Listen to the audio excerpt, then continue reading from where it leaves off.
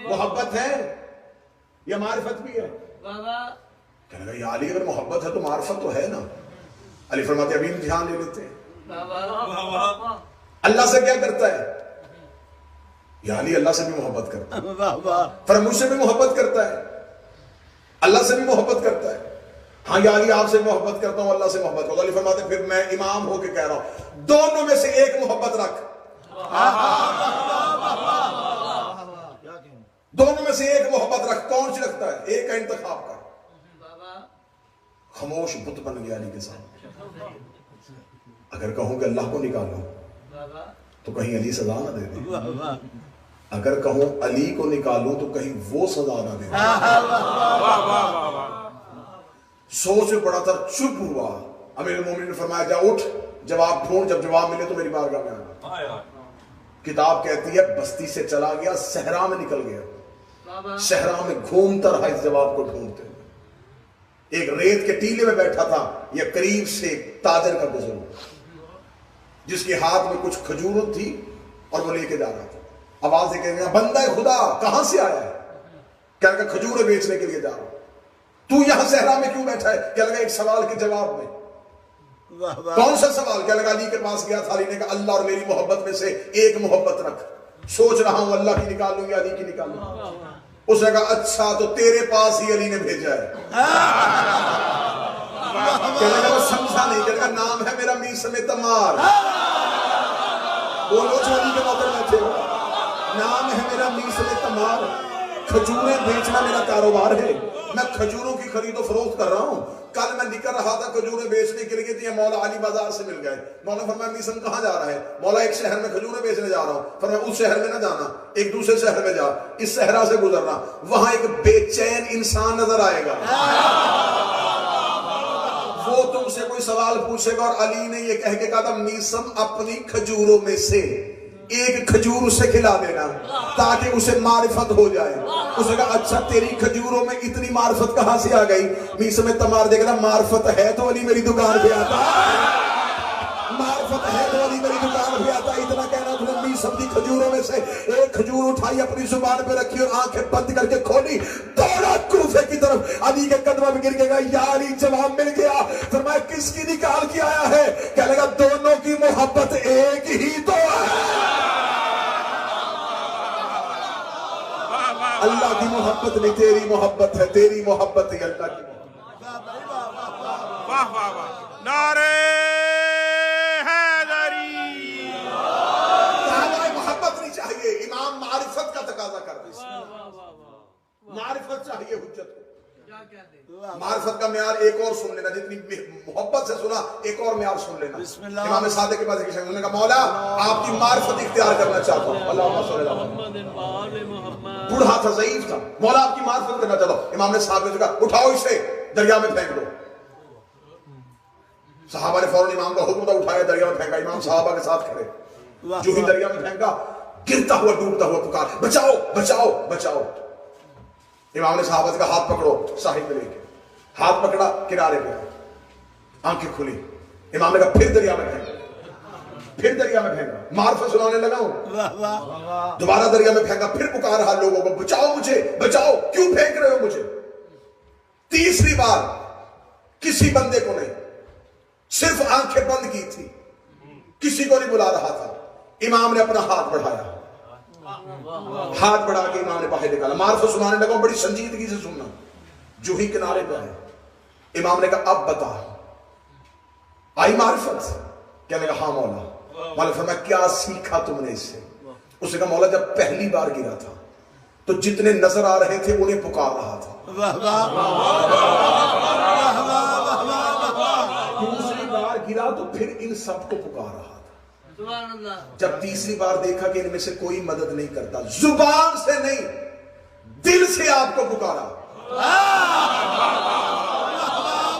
جملہ میں کتاب کا پڑھنے لگا ہوں بادشاہ حسین کی عزت کے سب. اس کا جو ہی میں نے دل میں آپ کو پکارا تو میری آنکھیں کھلی, مجھے کائنات میں ہر جگہ جعفر صادق کی نظر. امام نے فرمایا ہمیں دل سے بلانے کو معرفت. کوئی زبان سے علی ولی اللہ پڑھے تو یقین نہ کرنا, دل میں علی ہے کہ نہیں؟ انہیں دل کی معرفت کی ضرورت ہے، دل سے انہیں بلایا جائے، دل سے، زبان پہ اقرار کافی نہیں ہے۔ اگر علی کی مشکل کشائی کا اقرار، علی کی حاجت روائی کا اقرار صرف زبان سے کرنا کافی ہوتا اور زبان سے کرنے کی وجہ سے جنت مل جاتی، تو پھر اس بندے کے ایمان کے بارے میں کیا خیال ہے جس نے 72 دفعہ کہا تھا یا علی اگر تو نہ ہوتا تو میں ہلاک ہو جاتا؟ نہیں، آپ نے انصاف نہیں کیا۔ ہم نے، آپ نے مشکل کشائی کے لیے علی کو رکھا، مشکل آئی تو پھر علی کو بلا لیا، مصیبت آئی تو پھر علی کو بلا لیا۔ علی صرف ہماری مشکلوں میں ہماری مدد کرنے کے لیے۔ میں ہمیشہ منبر کی تاریخ میں ایک جملہ کہا کرتا ہوں، اس چراغ کا کوئی فائدہ نہیں جو صرف منت کے لیے علم کے نیچے جلایا جائے۔ بسم اللہ۔ انہیں صرف اپنی مشکلوں اور اپنی مصیبتوں میں ماننا تو پھر کیا ماننا؟ بے شک۔ جناب عیسیٰ اپنی امت کے ساتھ گزر رہے تھے، ایک جگہ سے کہ اس بستی پہ عذاب آیا ہوا تھا، لوگوں کے منہ پہ آگ کی لگامیں تھی اور عذاب میں تھے۔ جناب عیسیٰ نے اپنے حواریوں سے کہا جلدی گزرو یہاں سے، یہاں اللہ کا عذاب آیا ہوا ہے، اس قبیلے، اس قوم پہ اللہ کا عذاب ہے۔ جناب عیسیٰ گزر رہے تھے یا اسی بستی میں جہاں ہر شخص آگ میں تھا اور منہ پہ آگ کی لگام تھی، ایک شخص تھا جو تھا آگ میں، منہ پہ آگ کی لگام نہیں تھی۔ واہ واہ۔ اور اس نے عیسیٰ نبی کو بلایا، اے بندہ خدا میری بات سن۔ عیسیٰ نبی نے رکے، کہنے کہ کیوں عذاب ہے تیرے اس قبیلے اور قوم پہ؟ کہنے لگا یہ دنیا سے ایسے محبت کرتے تھے جیسے بچہ ماں سے محبت کرتا ہے، واہ واہ۔ یہ طلب دنیا کی حرص میں ایسے مبتلا تھے جیسے بچہ ماں سے محبت کرتا ہے۔ اب جملہ سنا، یہ جملہ نہیں ہے، آج کے دور کا عقیدہ دینے لگا، اور جو بندہ سمجھے گا میں اسے منبر سے داد دوں گا۔ جناب عیسیٰ نے کہا ان سب میں تو اس لیے عذاب آیا کہ یہ دنیا سے محبت کرتے ہیں، تیرے منہ پہ آگ کی لگام کیوں نہیں؟ کہنے لگا بندہ خدا میں دنیا سے محبت نہیں کرتا تھا، عذاب اس لیے ہے کہ ان میں رہتا تھا۔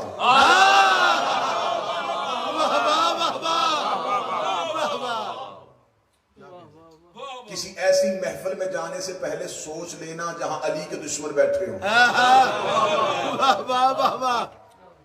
سالے نبی کی اونٹنی کی ٹانگیں چند لوگوں نے کاٹی تھی، عذاب پوری قوم پہ آیا تھا۔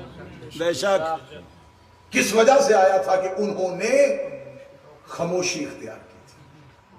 اب ایک جملہ اور کہہ دیتا ہوں، جب کوفہ میں جامع مسلم میں نقیل آئے، میں فضائل پڑھ رہا ہوں، 20,000 بندہ پہلے رات بیعت کرنے کے لیے آ گیا، 10,000 بندہ اگلے دن بیعت کرنے کے لیے آیا، اتنے لوگوں نے بیعت کی تھی، پھر کوفہ سے امام خوش کیوں نہ ہوئے؟ محبت کا دعویٰ تھا، معرفت نہیں تھی۔ دعویٰ محبت کرتے تھے، ہم امام سے محبت کرتے، 50,000 خطوط امام حسین کو مکہ تک مل چکے تھے جو کوفیوں نے لکھے تھے، اور اس میں کیا تھا؟ آپ کو آپ کی ماں کا واسطہ، آپ کو آپ کے نانا کا واسطہ، آپ کو آپ کی عزت کا واسطہ، آ جائیے آ جائیے آ جائیے آ جائیے آ جائیے۔ بغیر معرفت حجت کو الاجل نہیں کہتے۔ کون بات سمجھ رہے ہیں؟ بغیر معرفت کے پکار رہے تھے، بغیر معرفت کے پکار، اور پھر امام نے امتحان کیا لیا؟ امام نے صرف اپنا سفیر بھیجا، اور سفیر نے امتحان کیسے لیا؟ ابن زیاد رات کی تاریکی میں کوفہ میں داخل ہوا، ہاشمی لباس پہن کے، چہرے پہ نقاب لے کے، اتنا باریک جملہ پڑھنے لگا ہوں، میں بات کو کھولوں گا تو اس میں پوری تاریخ بند کرنے لگا ہوں۔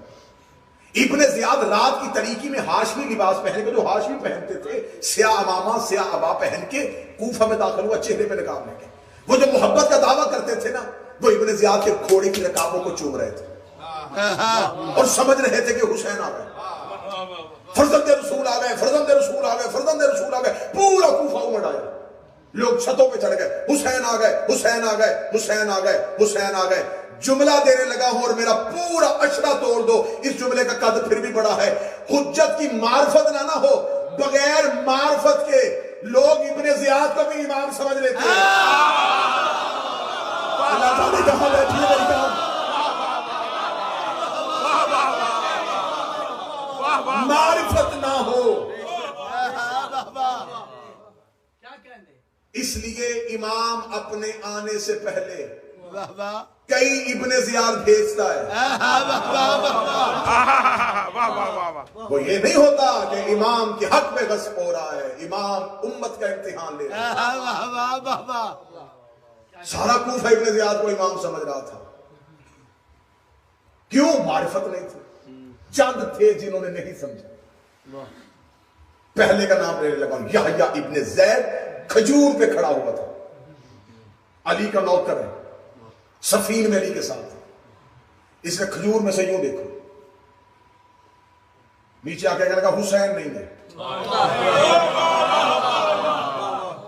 انہوں نے اتنی دور سے نظر تو آ نہیں رہا، تو نے چہرہ تو پہچانا نہیں، تو نے کیسے پتا چلا کہ حسین نہیں ہے؟ اس نے کہا حسین ہوتا تو رات کو نہ آتا. معرفت ان کے پاس ہوتی ہے جن کے پاس امام کے آنے کی نشانیاں بھی ہوں. امام ہوتا تو رات کی طریقے میں نہ آتا. یہ رسول کا نواسہ ہے جس نے مکہ کے باہر رات کو پڑاؤ ڈال دیا تھا، کبھی شہر میں داخل نہیں ہوا. ابھی مکہ والے سوئے ہوئے ہیں، صبح امن کا پیغام لے کے جائیں گے. کسی شہر میں سفید پرچم لے کے استقبال کے لیے مکہ باہر آ جائے تو اسے فاتح کہتے ہیں. دندناتے ہوئے لمبی داڑیاں رکھ کے کسی شہر پہ قابض ہو کے کہہ دینا ہم فاتح ہو گئے، اسے فتح نہیں کہتے.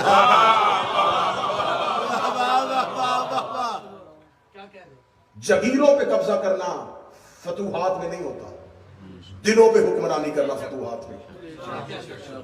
اسلام نے دلوں پہ حکمرانی کی ہے. جنہوں نے جگیریں فتح کی تھی وہ اور تھے.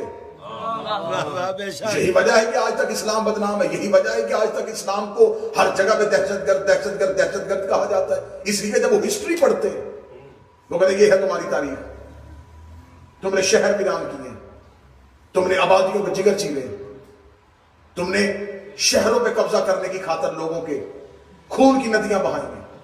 یہ اسلام کی تاریخ نہیں، یہ مسلمانوں کی تاریخ ہے. واہ واہ واہ.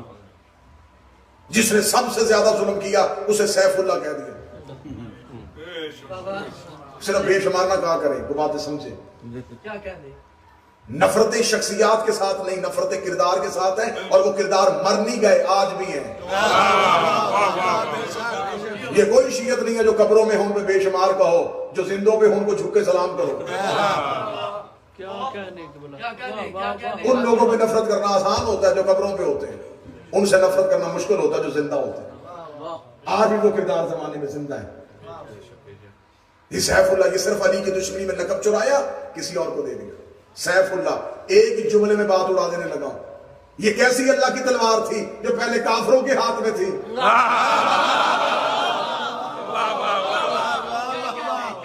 جس کو سیف اللہ کہا ہے یہ مالک بن نویرہ کا قاتل ہے. کتنے صحابہ کو اس نے ظلم کے ساتھ قتل کیا. جی یہ دیکھیں جی، یہ اسلام کی فتوحات، یہ اسلام کی فتوحات، یہ اسلام کی فتوحات. کوئی اسلام کی فتوحات نہیں. اور اسلامیات میں بچوں کو چیپٹر پڑھا دیا، عروج اسلام، زوال اسلام. سب سے زیادہ توہین ہے اس بات پہ وہ کون سا اسلام ہے جسے زوال ہوا تھا. حکمرانوں کو عروج ہوا تھا، حکمرانوں کو زوال ہوا تھا. حکمرانوں کا عروج اسلام کا عروج نہیں، حکمرانوں کا زوال اسلام کا زوال نہیں. اسلام وہ نقطہ عروج ہے جسے عروج ہی عروج. یہ ہے ملوکیت سے اسلام لینے کا نقصان. اور ہم کتنے مطمئن ہیں ہم نے امامت سے اسلام لیا. ہمارا کوئی تعلق کسی اور چیز نہیں، ہم غدیر سے جڑے ہوئے. ادھر ملوکیت والا اسلام آ رہا ہے، ادھر امامت والا اسلام آ رہا ہے. یہ ہے میرے مذہب کی جیت. دو ہی نظریے نبی کے بعد چلے، خلافت والا ایک امامت والا. اچھا خلافت والوں نے بعد میں 4 امام بنا لیے. ہاں خلافت والوں کے ہاں بعد میں 4 امام بنے جن سے انہوں نے فقہ لی، آئمہ اربعہ. خلافت والوں کو امام بنانے پڑے، امامت والوں کو خلیفہ نہیں بنانے پڑے.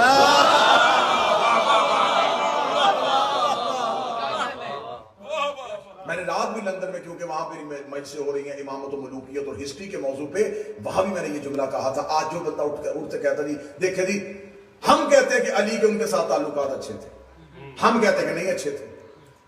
اس کا مطلب ہے علی تمہاری مجبوری ہے، نہیں بات سمجھے اور پھر دا دیجیے گا. اگر کوئی شخص ہماری مجبوری ہوتا تو کس کا دل کرتا ہے حاکم کے ساتھ تعلقات خراب کرنے کا, گورنمنٹ کے ساتھ تعلقات بگاڑنے کا؟ اگر ہماری کوئی مجبوری ہوتی تو ہم یہ دعویٰ کرتے نہیں نہیں علی کے ان کے ساتھ تعلقات اچھے تھے. ہم کہہ رہے کہ نہیں اچھے تھے, ان کے ماننے والے کہہ رہے ہیں اچھے تھے. اس کا مطلب ہماری کوئی مجبوری نہیں, ان کی مجبوری کا نام علی ہے. کیا کہنے. اگر یہ علی کو نکال دیں گے تو خلافت کا بھی پورے کا پورا درخت زمین پہ گر جائے گا.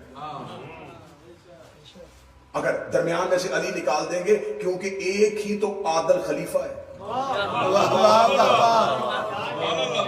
جس کا معیار عدل رسول کے برابر ہے. بات ہسٹری میں آ گئی ہے تو مجھے یہ ضمن دو چار باتیں آپ کو گوش گزار کرنی پڑ گئی. ان کے ہاں ملوکیت ہے, ہمارے ہاں امامت ہے. واہ. خلافت کا پہلا دور انہوں نے کہا نہیں جی بالکل ٹھیک تھا, دوسرا دور بالکل ٹھیک, تیسرا دور بالکل ٹھیک. خلافت چلتی چلتی چلتی اتنی زخمی ہو گئی کہ ادھر چھٹے نمبر پہ یزید آ گیا. امامت بڑھتی بڑھتی اتنی بڑی, تیسرے نمبر پہ حسین آ گیا. جملہ تاریخ کا کلیجہ آپ کے سماعتوں کو ہونے کا. امامت والوں کے گھر سے حسین نمائندہ بن کے آ گیا, خلافت والوں کے گھر سے یزید آ گیا. اب یہ کسی نظام کا نمائندہ ہے. اب انہوں نے کیا کیا, انہوں نے ہم یہ چلاکی نہیں آپ کی ہونے دیں گے. دیکھیں یہ باتیں اگر ہم ممبر سے جواب نہیں دیں گے تو کہاں سے دیں گے. میں ادب کے دائرے میں دے رہا ہوں, لیکن ممبر پہ آل محمد کے گھر کے اور مکتب کا دفاع کرنا ہماری ذمہ داری ہے. دشمنان آل محمد روزانہ کوئی نہ کوئی حملہ میرے مذہب پہ کر رہے ہیں اور ہم اپنے بچوں کو اتحاد کا چورن دیتے رہے. نہیں نہیں نہیں بیٹا, سب کے ساتھ اچھا سلوک کرو, سب کے ساتھ اچھا سلوک کرو. اگر ہم نے دشمن سوال کرے گا تو ہم ممبر سے جواب دیں گے. ادھر سے یزید آیا, محرم کا چاند ہوا, سارے ہی آ گئے, ہم بھی شیعوں کے ساتھ ہیں, یزید غلط یزید غلط یزید غلط. ہمیں تمہاری اس حمایت کی کوئی ضرورت نہیں. اگر یزید کو غلط کہنا ہے تو صرف یزید کو نہ کہو.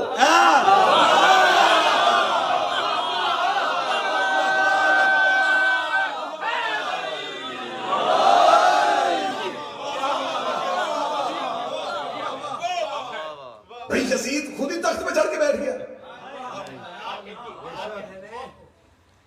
وہ جہاں بیٹھا وہ کسی اپنے شہر کا گورنر نہیں بنا تھا, ممبر رسول پہ بیٹھ رہا تھا.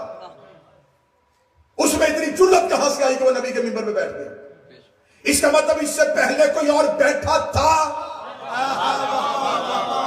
تو یزید نے جرت کی. آج اٹھتا ہے یزید غلط یزید غلط یزید غلط. ہم بھی امام حسین کے ساتھ ہیں, ہم بھی امام حسین کے ساتھ ہیں. ہم صرف حسین سے ساتھ نہیں ہونے دیں گے.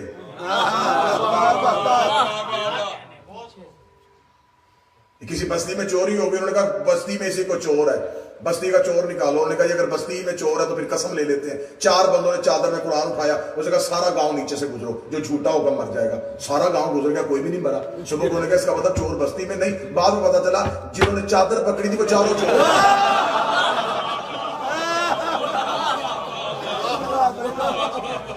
ہاں اب قسم خدا یہ ہو رہا ہے اسلام کے ساتھ. بالکل بالکل.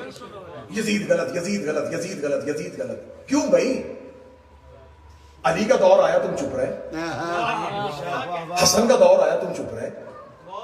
ہم 21 رمضان کو بھی نکلے تھے. یہ شیعہ صرف محرم میں نہیں نکلتے, یہ پورا سال نکلتے. ہمارے ساتھ کبھی آگے یہاں بھی کیا کرو, یہ ہم مانتے ہیں علی ٹھیک تھے, علی کے مقابلے پہ آنے والے غلط. حسن صحیح تھے, حسن کے مقابلے پہ آنے والے غلط. زہرا صحیح تھی, زہرا کے مقابلے پہ آنے والے غلط. وہاں آپ نے ہمارا ساتھ نہیں دیا کیونکہ یزید زیادہ بدنام تھا. جو خاندان وارداتی ہوتے ہیں نا, ان کا ایک طریقہ کار ہوتا ہے, واردات زیادہ بندے کرتے ہیں, گرفتار ایک کرواتے ہیں.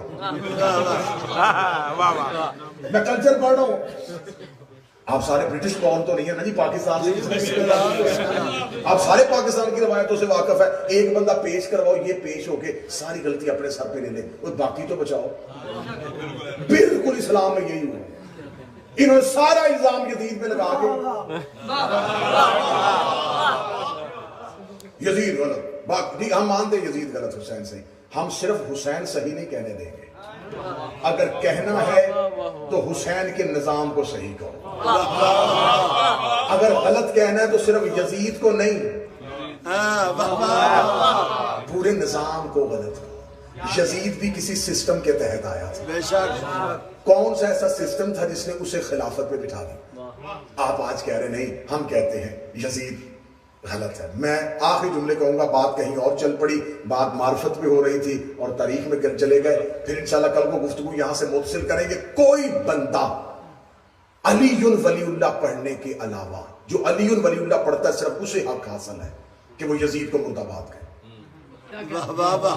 میں پوری ذمہ داری جملہ سنیے، علی ولی اللہ پڑھنے والوں کے علاوہ کوئی بندہ مجھے اپنے مسلک کے اندر رہ کے یزید کو برا ثابت کر کے دکھائے۔ ہم صرف یزید کو برا کہہ سکتے ہیں، دوسرا کوئی نہیں کہہ سکتا۔ کیسے کہو گے؟ اگر آپ کہیں گے یزید کی خلافت غلط ہے، کیسے غلط تھی؟ آپ پہلے بتائیں کہ آپ کے ہاں پہلا خلیفہ کیسے بنا تھا؟ داد نہ چل دیجیے کہ مجھے صرف یہ بات وصول کر لیجیے گا۔ پہلا خلیفہ کیسے بنا تھا؟ اجماع سے، ووٹوں سے۔ اس کا مطلب آپ نے خلافت کا پہلا اصول دیا تھا، جس سے میجورٹی چن لے وہ خلیفہ ہوتا ہے۔ تو یزید کے پاس جمہوریت تھی، اجماع تھا اس کے پاس، مجھے امت نے ووٹیں دی تھی۔ اگر مدینے کی لوگوں کی ووٹوں سے بندہ خلیفہ بن سکتا ہے تو اس نے تو صرف مدینے سے نہیں، اس نے تو سارے والی اور سارے گورنر خرید لیے تھے، پھر اس کی خلافت غلط کیسے؟ آپ کے ہاں دوسرا خلافت کا اصول کیا ہے؟ پہلا جاتا ہوا دوسرے کے نام وصیت لکھ کے چلا جائے۔ آپ کہتے ٹھیک ہے، وصیت کے ساتھ بھی خلیفہ بن سکتا ہے، تو پھر اس کی خلافت کو کیوں نہیں مان رہے؟ اس کا باپ اس کو وصیت لکھ کے دے کے گیا تھا۔ جب اس کے باپ کی خلافت کو مانا ہے تو جس کو وصیت لکھے گیا تھا اسے کیوں نہیں ماننا؟ آپ کے پاس خلافت کا تیسرا اصول ہے، کمیٹی بناؤ، 6 بندے مل کے بیٹھ کے نبی کا خلیفہ چن لے تو ٹھیک ہوتا ہے۔ تو اس نے صرف 6 بندوں کے نہیں 18,000 مفتیوں سے فتویٰ لے لیا۔ آپ کا خلافت کا پہلا اصول یزید کے پاس، خلافت کا دوسرا اصول یزید کے پاس، خلافت کا تیسرا اصول یزید کے پاس۔ جب اس کے پاس یہ سارے اصول تھے، اس کی خلافت غلط کیسے؟ بات سمجھ آ رہی ہے؟ اس کا مطلب ہے کہ آپ کے خلافت کے جتنے رائز قوانین ہیں، یزید نے اچانک فیصلہ نہیں کیا، اس کا باپ پوری گراؤنڈ تیار کر کے گیا تھا۔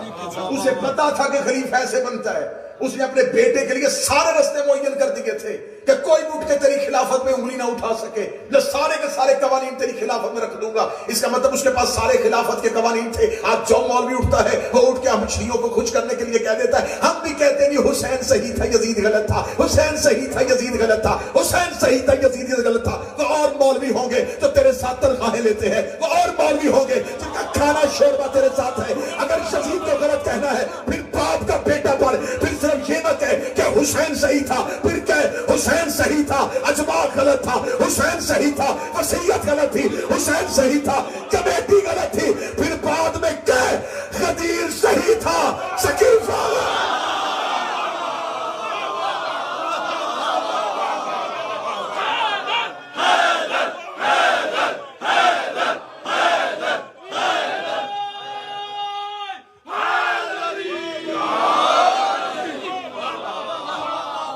صرف غدیر صحیح تھا، بس غدیر صحیح تھا، صرف غدیر صحیح تھا۔ نہیں ہوتی ہم سے اپنے عقائد میں منافقت۔ ساتھ علی کا دیا ہے، حسین کے ساتھ ہے تو پھر حسین کے ساتھ۔ ہمیں نہیں پتا کہ کون کس کے ساتھ ہے، ہمیں یہ پتا ہے کہ ہم حسین کے ساتھ۔ ملوکیت کا نمائندہ یزید اور امامت کا نمائندہ حسین، ایسا ٹکرایا حسین ملوکیت کے ساتھ۔ اس کے بعد کسی خلیفہ میں جرت نہیں ہوئی کہ وہ یہ کہے کہ میں محمد کا وارث۔ پھر لکھ دیا تاریخ نویس نے کہ پھر اسلام میں ملوکیت کا دور شروع ہو گیا، پھر بادشاہ بنے ہیں، ضد سبحانی بنے ہیں، شہنشاہ بنے ہیں۔ حسین نے اس لفظ کو اتنا داغدار کر دیا تھا، پھر یہ ٹائٹل کسی نے اپنے سینے پہ سجایا ہی نہیں تھا۔ اور یہ جو ہم مجلسوں میں آتے ہیں، یہ جو ہم کالے کپڑے پہن کے ہم مجلسوں میں، جلوسوں میں، سڑکوں میں، بازاروں میں، ہم آج بھی بازاروں میں آ کہتے ہیں ہم اس نظریے کے ساتھ تھے جو نظریہ حسین نے دیا تھا. آج کی بارگاہیں ختم ہو جائیں، اللہ نہ کرے، خدا نہ خواستہ، خاکم دہن، یہ عزاداری ختم ہو جائے تو صرف عزاداری ختم نہیں ہوگی، حسین کے نظریے کو دبایا جائے گا. اپنے بچوں کو قتل یہ نہ کہا کرو کہ بیٹا ٹھیک ہے گھر میں بیٹھو، ہم شیعہ یہ نا گھر میں بیٹھ کے مجلسوں، انہیں آنے دو مجلسوں. بیٹا یوٹیوب پہ مجلس سن لو تو ویسے بھی مجلس ہو جاتی ہے، نہیں، انہیں مجلسوں میں. اگر تم نے آج اپنی نسلوں کو گھروں میں بند کر دیا تو تمہاری نسلیں گونگی ہو جائیں گی. آنے والا دور مشکل سے مشکل ترین دور آ رہا ہے. جیسے جیسے ہم ظہور کے قریب آ رہے ہیں، چھان بریک ہو رہا ہے. اور جتنے یہ ادارے ہوتے ہیں، جتنی یہ بارگاہیں ہوتی ہیں، جتنے یہ عزاخانے ہوتے ہیں، یہ کمیونٹی سینٹر نہیں ہے، یہ حسین کی فیکٹریاں ہیں. اب تو یہاں پہ یورپ میں، یو کے میں، یہاں یہ رواج بن گیا نا امام بارگاہ کو سینٹر لکھو. یہ بارگاہ لفظ جچتا ہی حسین کے ساتھ، بارگاہ ہوتی ہی کسی بادشاہ کی. جن کا امامت سے ہی اعتماد اٹھ گیا، جن کا ان کی بادشاہت سے ہی اعتماد اٹھ گیا، تو پھر تو انہوں نے سینٹر ہی کیا. جب وہ انہیں اپنے جیسا سمجھتے ہیں تو وہ کہتے ہیں جی بس ٹھیک ہے، وہ بھی ہمارے جیسے، معاذ اللہ. ہم اسے بارگاہ ہی کہیں گے، ہم اسے عزاخانہ ہی کہیں گے، ہم اسے حسین کا گھر ہی کہیں گے. اور یہ جو گھر جس طرح ہر ایک بندے کی خواہش ہوتی ہے نا، میں گھر بناؤں، میرے گھر میں یہ سہولت ہو، میرے گھر میں یہ سہولت ہو، میرے گھر میں یہ سہولت ہو. پتہ بھی ہے کہ میرے اس گھر میں ہمیشہ رہنا نہیں، لیکن پھر بھی کہتا ہے کہ میرے گھر میں اتنا کچھ ہو کہ میرے بچوں کو بعد میں تکلیف نہ ہو. تو جہاں جہاں حسین کے گھر ہو نا، انہیں بھی یہ سمجھا کرو کہ یہ ہمارے گھر ہیں، اس کی وجہ سے ہماری نسلوں نے پروان چڑھنا. تو میں گزارش کروں گا جس طرح بھاری بھرکم فیسیں اسکولوں میں دیتے ہیں نا، یہ ہمارے بچے کو پڑھاتے ہیں. یہ جو عزاخانے، یہ بارگاہ، یہ ادارے ہوتے ہیں، یہ آپ کی نسلوں کی تربیت کے لیے. اور جس ماحول میں آپ رہ رہے ہیں، اس ماحول میں ان چیزوں کا ہونا یہ بہت بڑی نعمت ہے. بہت بڑی نعمت کبریٰ ہے کہ جہاں آپ کو ایسے حسین کے ادارے ملے، جہاں سے آپ کو عقیدے کی خوراک ملے، جہاں آ کے بچوں کو بیٹھ کے حقیقت مذہب کا پتہ. لہٰذا ایسے اداروں کے ساتھ اس سوچ کے ساتھ تعاون فرمایا کریں کہ جیسے ہم اپنے گھر میں اپنے بچوں کے رہنے کی جگہ ہے، تو یہ وہ گھر ہے جس نے ہمیں وہاں تک پہنچانا ہے جہاں کی تمنا لے کے لوگ مر جاتے ہیں اور پتہ بھی نہیں چلتا کہ بننا کیا ہے. تو میں گزارش کروں گا، یہ امام بارگاہ دعائے زہرا انجمن غلامان حضرت عباس آپ کی روحانی خوراک کے لیے ہر ممکن سہولیات فراہم کرتی ہے. بہتر سے بہتر پاکستان سے آنے والے خطبہ ذاکرین، بلکہ میں تو وہ انسان ہمیشہ کے لیے غرق ہو جاتے ہیں جو اپنے محسنین کو بھول جاتے ہیں. ہمارے لیے تو یہ ادارہ ایک ماں کی حیثیت ہے کہ ہمیں خبر ہے کہ جہاں دنیا میں سے ہمیں کسی بھی جگہ سے دھتکارا جائے گا، علی کی محبت میں نکالا جائے گا، کم از کم یہ ادارہ ماں کی حیثیت کے ساتھ. بے شک. تو لہٰذا اس ادارے کے ساتھ تعاون فرمائیے گا. جناب اظہر سبتین صاحب بیٹھے ہیں، وہ یہ کرسی پہ تشریف فرمائیں، تو آپ ان کے ساتھ اس ادارے کی زیادہ سے زیادہ بہتری کے لیے تعاون بھی فرمائیے گا، ان کو مشاورت میں بھی ساتھ رکھیے گا. آج ہے حسن کے یتیم کا جنازہ،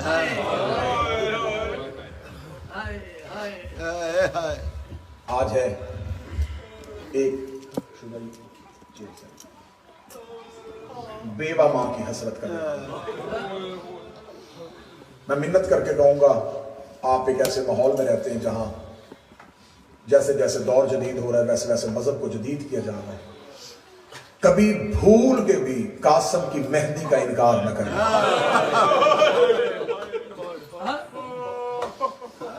کبھی کسی کے کہنے پہ آگے یہ نہ کہنا کہ یہ تو مہندیاں رسم و رواج ہیں، اس کا تو شیعت کے ساتھ کوئی تعلق نہیں. حسین کی مہندی، قاسم کی مہندی کا کبھی انکار نہ کرنا. آپ میں سے اکثر پاکستان کے، پنجاب کے جو چہرے مجھے نظر آ رہے ہیں، اقلیم بھائی، میں نے تو خود اپنی آنکھوں سے کئی ایسے سادے شادی بھی ہوئی، کئی ایسے جنازے دیکھے ہیں جہاں پہ اللہ نہ کرے بھائی جوان ہو نا اور بھائی مر جائے، تو بہنیں بھائی کو جنازے پہ مہندی لگاتی ہیں. میں نے خود ایسے کئی جنازے دیکھے جن جنازوں میں گئے, ان سے جا کے کہا یار جنازے کا وقت اتنے بجے تھا تو اٹھایا کیوں نہیں؟ وہ کہتے ہیں یہ بہنیں زیادہ اکیلا بھائی ہے تو شادی نہیں ہوئی تھی تو بہنوں نے سہرا بھی منگوا لیا, گانا بھی منگوا لیا. بہنیں کہتی ہماری بڑی حسرت تھی ہمارا بھائی سر پہ سہرے سجائے, موت وقت سے پہلے لے کے جا رہی ہے تو ہم اس کے جنازے پہ سہرا رکھیں گے. ہر ماں بچہ پالتی ہے اور انداز سے, بیوہ ماں پالتی ہے اور انداز سے. بیوہ ماں روز اپنے بیٹے کو دیکھتی ہے کب بڑا ہوگا, کب میں تیرے سر پہ سہرے دیکھوں گی. 13 سال حسن کی بیوہ قاسم کی جوانی کی دعائیں کرتی رہی. پورے مسائل میں منت کرنے کا عادی ہوں, لیکن آج میں گزارش کروں گا اپنی ماں بہنوں بیٹیوں سے, جب شہزادہ قاسم کی مہندی آئے تو ہر بہن قاسم کی مہندی اٹھائے, ہر بیٹی قاسم کی مہندی پہ ہاتھ رکھے, رو کے کہنا بی بی تیری بڑی حسرت تھی, بی بی ہم تیری کنیزیں تیرے قاسم کی مہندی لے کے آئے. حسن کی جوانی, علی کا بچپن, قاسم کی شکل میں کربلا آ گیا. سادات و غیر سادا سے معافی مانگ کے جملہ پڑھنے لگا. شہزادہ قاسم شب عاشور, ہر ماں خیمے میں اپنی قربانی تیار کر رہی تھی. مقتل کہتی ہے قاسم ماں کے خیمے میں نہیں, قاسم ماں کے خیمے کے دروازے پہ گھٹنوں پہ اپنا سر رکھ کے رو رہا تھا. ایسے رو رہا تھا جیسے یتیم بچہ گھر کے کونے میں روتا ہے. قاسم کے رونے کی وجہ کیا تھی؟ قاسم رو رو کے کہہ رہا تھا ہر کسی کا باپ صبح سے سوار کرائے گا, کاش میرا بابا حسن ہوتا, صبح مجھے مقدر میں سوار کرا کے بھیجتا. قاسم ابھی اپنی احساس یتیمی کو سوچ رہا تھا. یا علی اکبر و عباس خیام حسینی کا پہرا دے رہے تھے. عباس کہہ رہے تھے اکبر صبح سب سے پہلے میں جاؤں گا. اکبر رو کہتے نا چچا غازی تو نہ جانا, تیرے جانے سے میرے بابے کی کمر ٹوٹ جائے گی. صبح جب میدان جنگ سجے تو صبح سب سے پہلے مجھے بھیجنا. عباس اکبر کے منہ پہ ہاتھ رکھ دے, تو موت کی باتیں نہ کر, تیرے جانے سے حسین کی آنکھوں کا نور چلا جائے گا. ابھی قاسم نے یہ باتیں سنی تھی, یہ دوڑ کے غازی کے گھوڑے کے آگے آیا, چھوٹے چھوٹے ہاتھ جوڑ کے تھا, نہ تو جانا نہ تو جانا, تیرے جانے سے کمر ٹوٹے گی, تیرے جانے سے آنکھوں کا نور جائے گا. صبح سب سے پہلے مجھے جانے دینا, میں یتیم ہوں, میرے جانے سے نہ کسی کی کمر ٹوٹے گی نہ کسی کی آنکھوں کا نور. میرے جانے سے نہ کسی کی کمر ٹوٹے گی, میرے جانے سے نہ کسی کی آنکھوں کا نور. یہ جملہ ہے جو آپ نے ممبر کی تاریخ سے ہزاروں بار سنا. جملہ اگلا پڑھنے لگا ہوں جو رونے والا ہے. قاسم کا اتنا کہنا تھا حسین نے خیمہ چھوڑا, حسین خیمہ چھوڑ کے قاسم کے گلے میں باہیں ڈال کے کہتے تیرے جانے سے میرے 2 گھر برباد ہونے, تیرے جانے سے حسن کی جوانی جائے گی, کبرا کا نصیب جائے.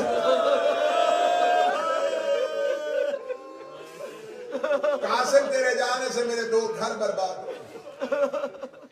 صبح میدان سجا, ہر ماں بیٹا تیار کرتی رہی. میں نے جب یہ جملہ مقتل میں پڑھا تھا, مولا حسین کی قسم میری آنکھوں کا وضو ہو گیا.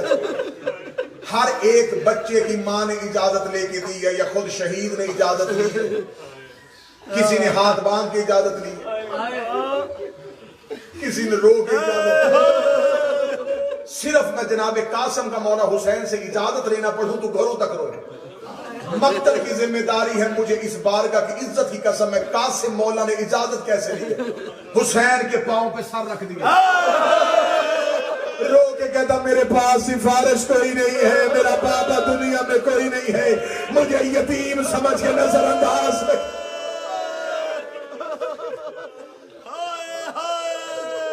28 سفر کو جب زہر مل گئی تھی نا مولا حسن کو, تو مولا حسن نے فروا سے کہا تھا کہ مجھے کاغذ قلم دے. مولا نے کہا تھا کہ میں نے قاسم کے لیے ایک تعویذ لکھا ہے, زندگی میں قاسم کو کوئی اتنی بڑی مشکل آ جائے, حل نظر نہ آئے, تو یہ تعویذ کھول کے پڑھ لینا. तवीज मां ने कासम के बाजू में 13 साल बांधे रखा। अगली सतर पढ़ूंगा, जो मुसाहिब सुनते हैं समझते हैं वो रोएंगे। 13 साल कासम को हुसैन ने ऐसे पाला, तवीज की जरूरत ही नहीं पड़ी। 13 साल हुसैन ने कासम को अकबर से ज्यादा प्यार किया, असगर से ज्यादा प्यार किया। कासम को उस तावीज की जरूरत ही न पड़ी। 10 मुहर्रम की डूबती हुई असर के वक्त कासम ने तावीज खोला, बाबे की तहरीर लिखी थी। हसन ने रोके का नाने के दीन पे मुसीबत आए, मेरा कासम यतीम समझ के नजरअंदाज रखा।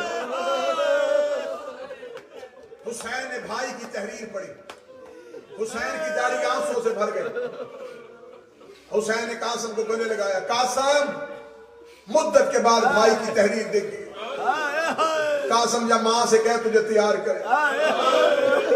कासम इतना चेहरे पे खुशी, रंग सुर्ख हो गई, दौड़ के मां के कहा, अम्मा मुबारक हो। कासम मुबारक का है कि ये करबला। अम्मा, मौला ने मौत की इजाजत दे दी। मां ने कासम की कलाई पकड़ी, जो जुमला कहा है, सैयद बैठे हो तो हाय जरूर कह देना। बीबी रो करी, कासिम मैदान में जा रहा है? हाँ, मैं मक्तल में जा रहा हूं। रो करी, कासम पहली आखिरी वसीयत याद रख।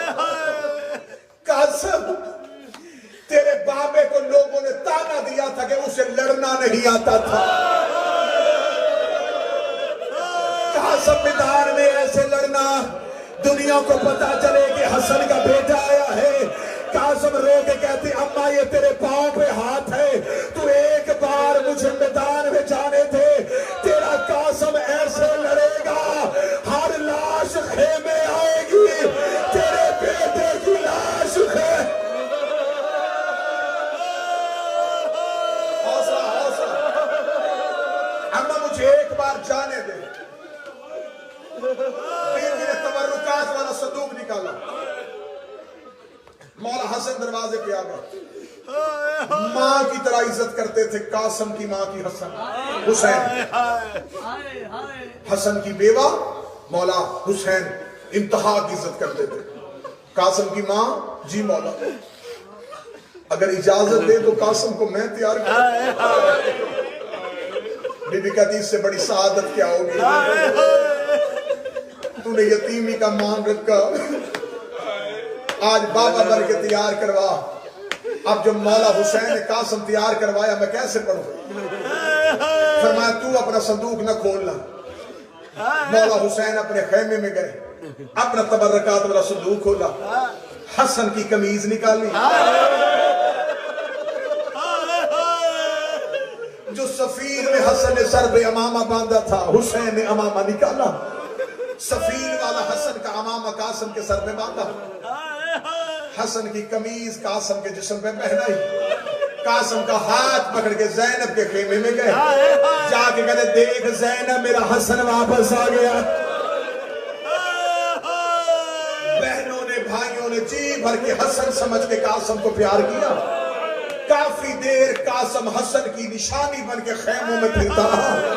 जहां से गुजरता कोई कहता चेहरा भी हसन वाला है, कोई कहता चलना भी हसन वाला है।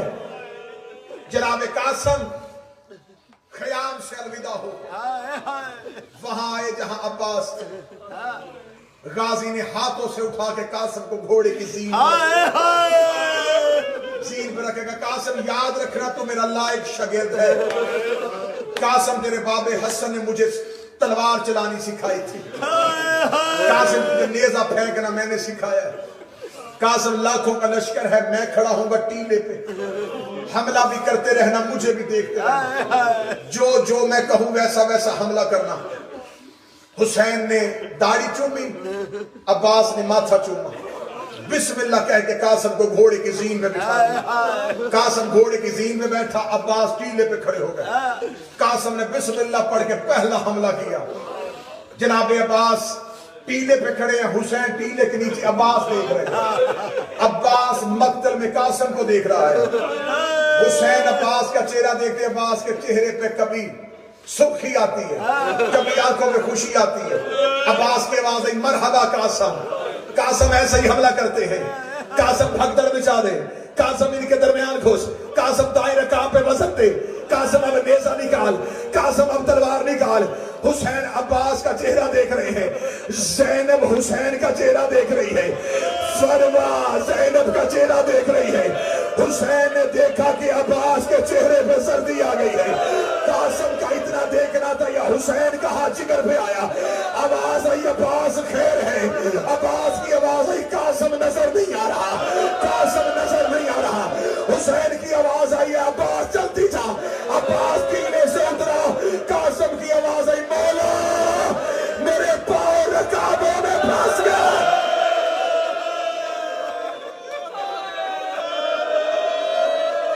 मौला मेरे पांव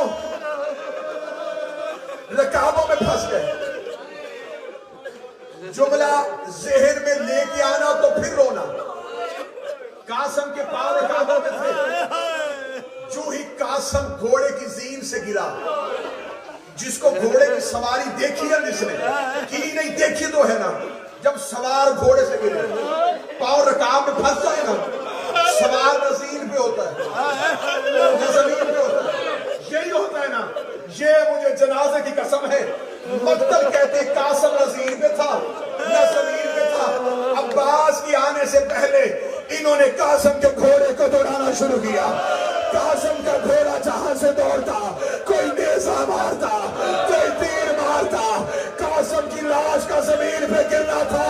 हुसैन भी मक्तल में खड़ा था, या इन्होंने दाएं के घोड़े बाएं दौड़ाए, बाएं के घोड़े। हौसला हौसला हौसला। कोशिश करूंगा कि आखिरी जुमला सुना सकूं तुम्हें। मशरक के घोड़े मगरब, मगरब के घोड़े मशरक। हुसैन टीले पे खड़े हैं। हुसैन को फौजों से कासम नजर नहीं आ रहा। जब फौजी हटनी शुरू हुई ना, फौजों में दर्ज करना, जब फौजी हटनी शुरू हुई, आखिरी जुमला ऐसा है कि माहौल बदलेगा, मातम की तैयारी रखना, मातम में इंतहा हो जाएगा। यूं हुसैन ने बिला तशबीह देखा, हुसैन ने देखा कि फौजी हट गई हैं, कासम नजर नहीं आया। हुसैन की बात, कासिम कासिम कासिम कासिम। जब कोई आवाज नहीं, हुसैन ने कानों पे हाथ लगा, कासिम इमाम बन के बुला रहा हूं, कोई टुकड़ा उधर से उठा, कोई टुकड़ा उधर से उठा। मौला तेरा कासिम बिखर गया। हौसला हौसला। आखिरी आधा मिनट है, इस आधे मिनट में मैंने मिन्नत करनी है तुमसे मातम की, आधा मिनट। जब मौला हुसैन ने देखा कि कासिम की लाश पमाल हो गई है, कासिम तो टुकड़ों में बट गया है। जुमला सुनना, गरीब ने किया क्या, सर से मामा चादर बनाई। मक्तल कहती है जैसे माली फूल चुनता है, ये मक्तल ने लिखा ऐसे ऐसे। मौला हुसैन की इज्जत कसम, आज से 3 महीने पहले तक मैं जब भी कासिम की शहादत पढ़ता था, मैं भी यही पढ़ता था कि ऐसे उठाया। मुझे मौला ने तौफीक दी, मैं 2.5 महीने कर रहा हूं। वहां एक शख्सियत है अलामा मोहम्मद तबातबाई, 40 साल से इमाम हुसैन के हरम में मक्तल लिख रहे हैं। मुझे किसी ने उनसे मुलाकात का शरफ बख्शवा दिया, मैं उनसे जियारत और मुलाकात के लिए गया। 80 साल के बूढ़े हाल में थी। मैंने उनसे कहा कि क्योंकि मैं शबीर का जाकर हूं, हम अक्सर शहादतें पढ़ते, मुझे मक्तल की मुस्तरद रवायात चाहिए। उन्होंने मुझे कहा कागज कलम निकाल, मैं तुझे शहादतें लिखवाता। मैं शहादतें लिखता रहा। बाखुदा मैं मिंबर पे कह रहा हूं, मौला मुझे बीबी अपने नौकरों में से न उठाए, इससे बड़ी कसम कोई नहीं है। खुद नवाई नहीं है, सिर्फ मुसाहिब बनाने के लिए तुम तक रवायत पहुंचाने लगा हूं। मैं अब तक यही पढ़ता था, ऐसे चुना। मुझे उन्होंने मौला कासिम की शहादत बताई, पहला हमला कैसे था, मुकाबले पे कौन आया था, कितने कासिम ने मारे थे, फुरात कैसे खाली करवाया था, मैं सारा लिखता रहा। जब आई ना कासिम की पमाली, चुनना ना सुनना मुझसे, इसके बाद मैंने पढ़ना नहीं है, ना तो मुझे पढ़ने दोगे। اتنا میں نے جب لکھا نا تو انہوں نے مجھ سے سوال کیا، انہوں نے کہا تو بتا کتنے سال ہو گئے ہیں تجھے منبر پہ؟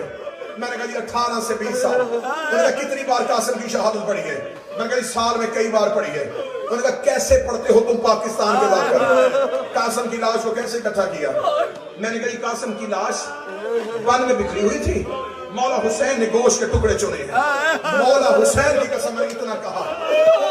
انہیں 3 بار اپنے منہ پہ پیٹا، انہوں نے کہا یہی تو ظلم ہے، ابھی تک تم نے مقتل بھی نہیں پڑھنی سیکھی، تم پاکستان والوں کو مقتل نہیں آتی۔ میں نے کہا پھر آپ مجھے بتائیں کہ حسین نے کیسے اکٹھا کیا تھا؟ انہوں نے کہا تیری عقل ماری گئی ہے، جب لاش پمال ہو جائے تو گوشت کے ٹکڑے زمین پہ کیسے ہوتے ہیں؟ میں نے کہا حسین نے کیسے چنا تھا؟ اس کا 9 لاکھ کے درمیان جا کے حسین کے گھوڑوں کے سم اٹھو، حسین نے سموں کے نیچے سے قاسم کی لاش کو نکالا، رو رو کے کہا اے سم اٹھو، اے میرا قاسم تمہارے سموں۔